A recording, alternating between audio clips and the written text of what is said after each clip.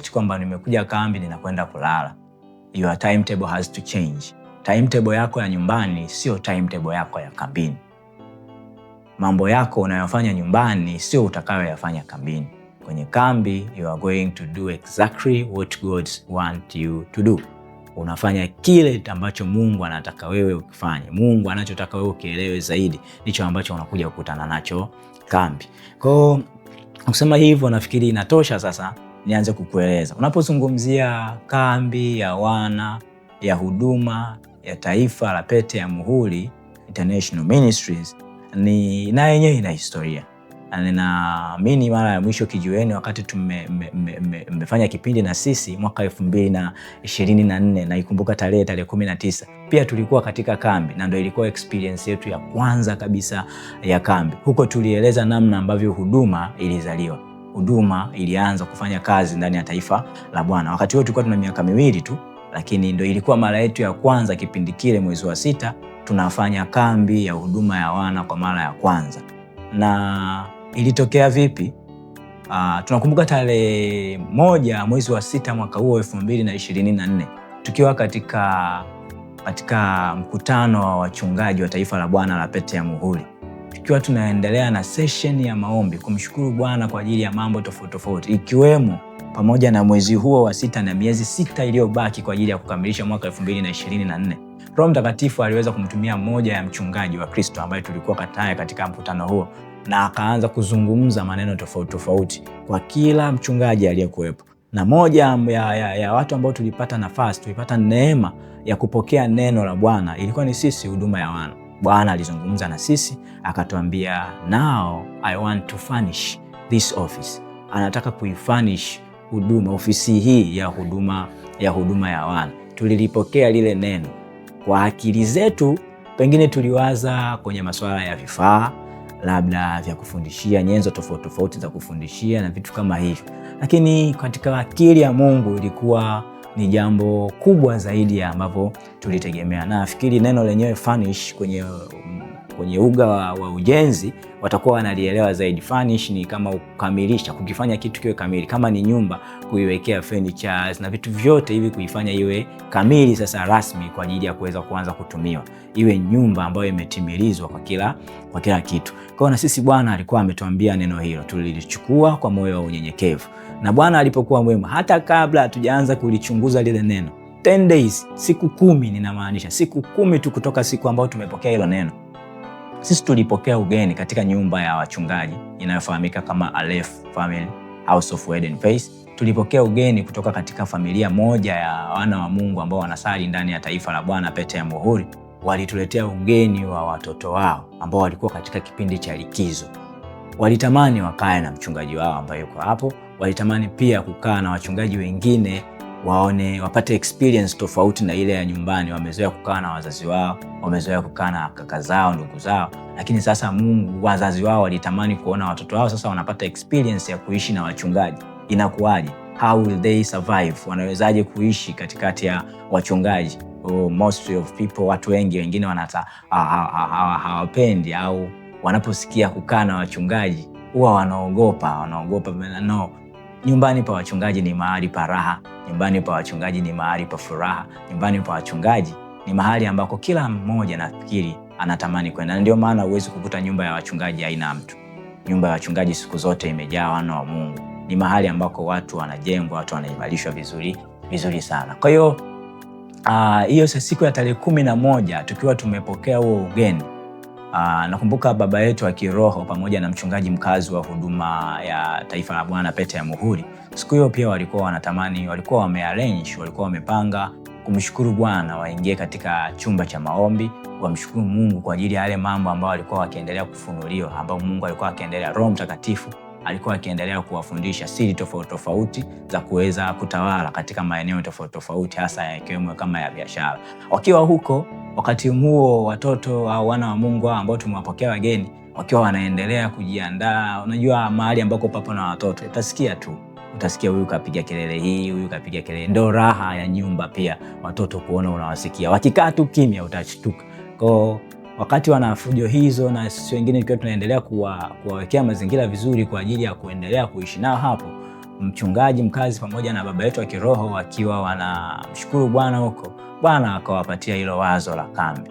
Akawaambia, sasa nataka muanze rasmi kuwa na kambi ya huduma ya wana ambao sasa itakuwa ikifanyika kila mwezi wa 6 na kwa neema ya Kristo kila mwezi wa 12.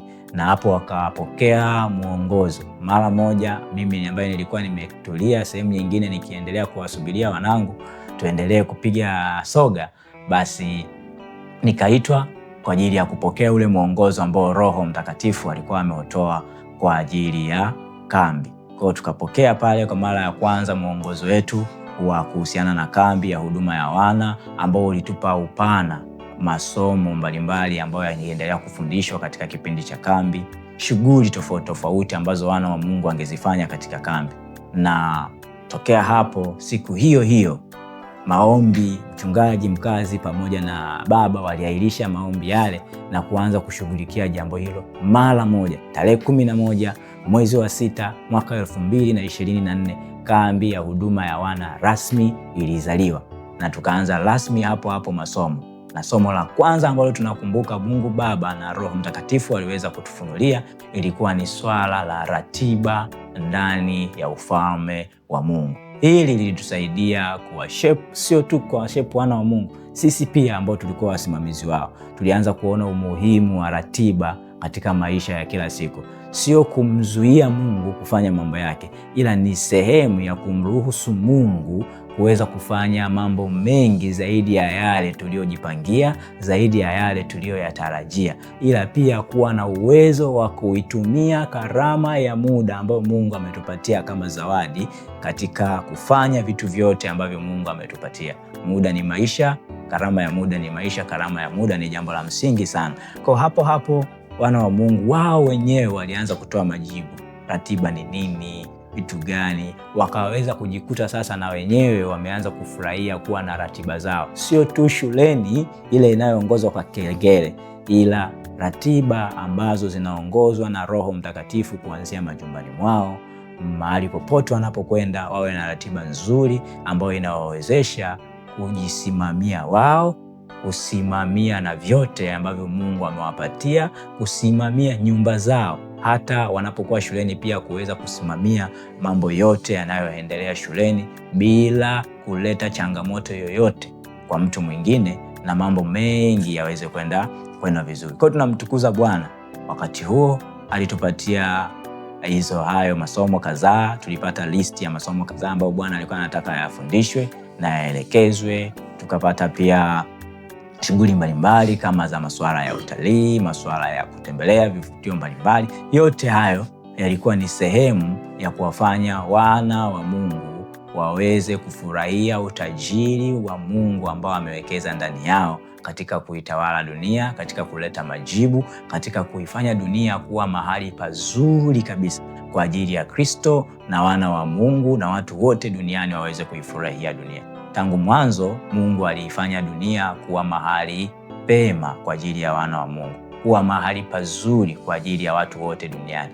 So hata huduma ya wana, tunapozungumzia kambi ya huduma ya wana, moja ya maono makubwa ambayo inafanyia kazi ni yale ambayo Mungu ametupatia katika huduma ya wana, kuhakikisha kwamba kupitia utajiri mbalimbali wa neema wa Mungu ambao amewekeza ndani ya wana wetu, basi wanaweza kutumia utajiri huo kwa ajili ya kuifanya dunia iwe mahali pazuri, mahali salama, mahali pema kwa ajili ya watu wote, wana wa Mungu, Kristo Yesu pamoja na kila mwanadamu aweze kufurahia matunda ya kuwepo juu ya nchi.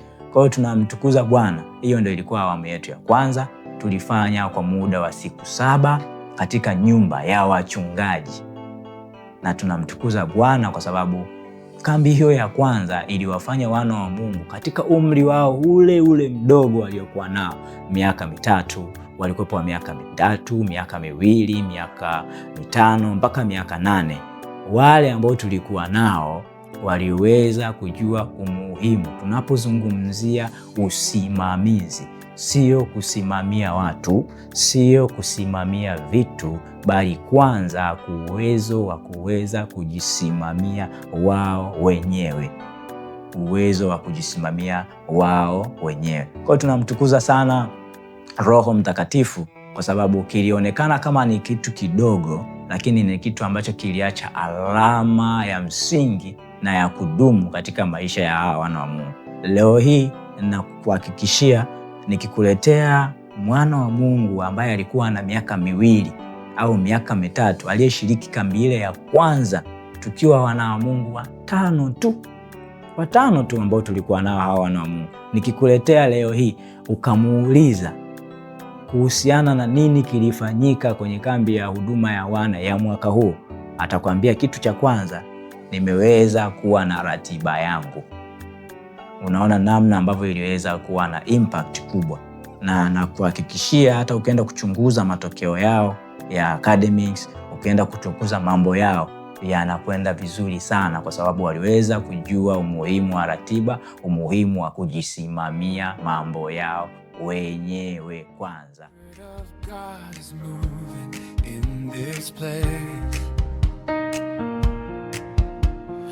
Holy Spirit is moving in this place.